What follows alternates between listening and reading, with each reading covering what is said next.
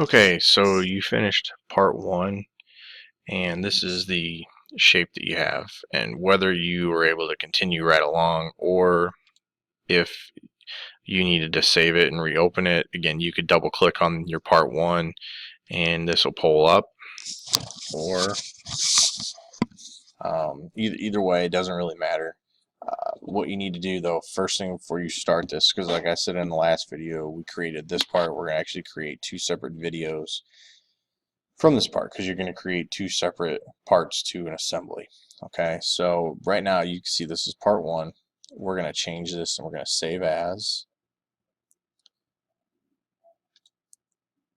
and we're going to rename this End Cap. Okay, so this is going to be End Cap Front.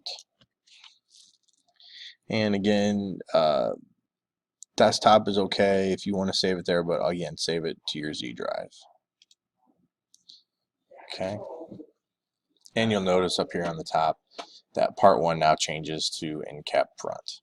Okay, the next thing that you're going to do is on the top here, notice how this is highlighted. If you left click on it, it gives you an option here to create a sketch. And again, we're on the top portion of the drawing. Okay, so if I go back to the view cube, we had this original drawing.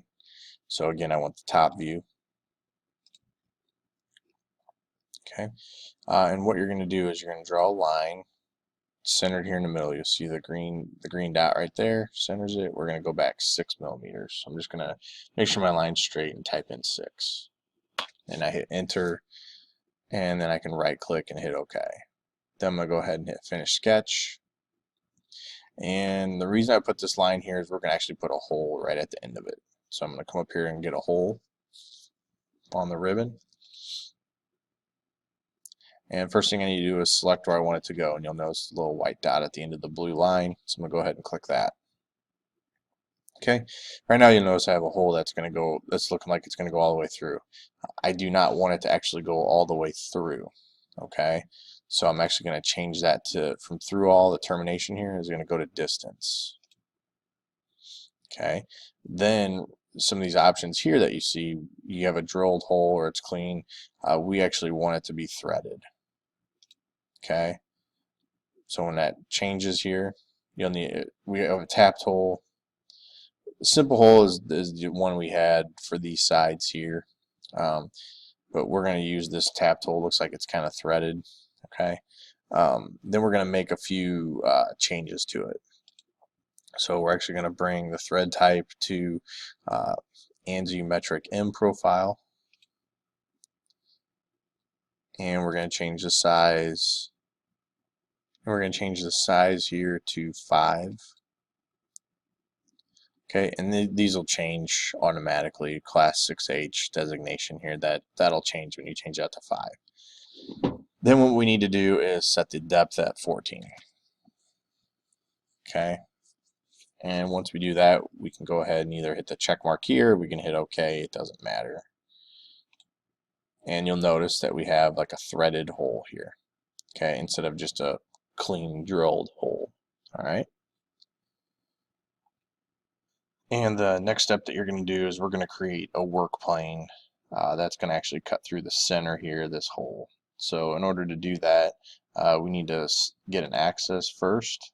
So we click the drop down on axis, and we're actually going to put it through center of circular or elliptical edge. So we go ahead and select that. And you'll notice as I kind of highlight around this, get the edge here. See how it has that yellow line? I'm going to go ahead and click that. And then that puts a work axis right there for me. Okay, that's highlighted. Then I need to select plane here on the work features panel. I hit the arrow here on this, and I want to select the angle to plane around the edge. Okay, so we want to create an angled work plane around the edge of the face. So what I'm going to do is actually select this front here. Don't select out here or back or back here or anything. Sometimes students put it here, that's not the right place. Sometimes they put it here, not the right place. Right here on this front. Okay, so you see how that's highlighted. Then I go ahead and select the work axis plane we just made. and then it says 90 degrees. I'm going to change that to 0. And then I'm going to go ahead and hit check mark, or I can hit enter on the keyboard. And you'll notice how it puts this work plane that cuts kind of through the middle of the hole. And the next step is on this front face, we're going to start this new sketch here. So we have this front face selected. We go ahead and click on it. And then what we do is we create sketch. Okay, then we're going to come up here and get a line. We click on that, start here in the center, and we go up. We're going to go a distance of 12.5. Okay, and then at the end of that line, we want to actually create a point. So we select point, we come out to the end of this thing, go ahead and click there, right click, OK, and you'll see this, the point is right here. Okay, now we go ahead and finish sketch. Then what we're going to do is create a hole. And what you'll notice by making that point, when we create hole, it automatically says that we're centering that hole right there. Okay, and on this one, where this hole is here, we do not want to have a threaded or tapped hole anymore. We want to go back to just having a regular simple hole. And this is going to be, we don't want it to go to a distance. We don't want it to be at through all. We actually want it to go to something. Okay, but before we do that, we want to change the millimeters, the diameter of it, from 3 to 4. And so we've selected 2. And then this here is important because we need to select the surface into the feature. So basically what this pointer here is doing is saying, all right, well, where do you want that hole to go? You can see it's highlighted red right now because you can't place that. So we have to select where we want it to go to. So we select the arrow. So when you're selecting the hole, you actually need to select this work plane right here. That allows it to go to that point. Then you can go ahead and either hit the OK here or hit the check mark right here. So that now that hole is connected to this threaded and tapped hole. Okay, and the last step on the end cap front is we need to create another hole right here. Okay, and we're going to do that a little differently than we've done previously with the other holes. So we're going to select the hole command here. And what we actually want to do is hit, for on placement here, we want to hit the drop down, and we're going to select concentric. And we're actually just going to place somewhere out here on the front face.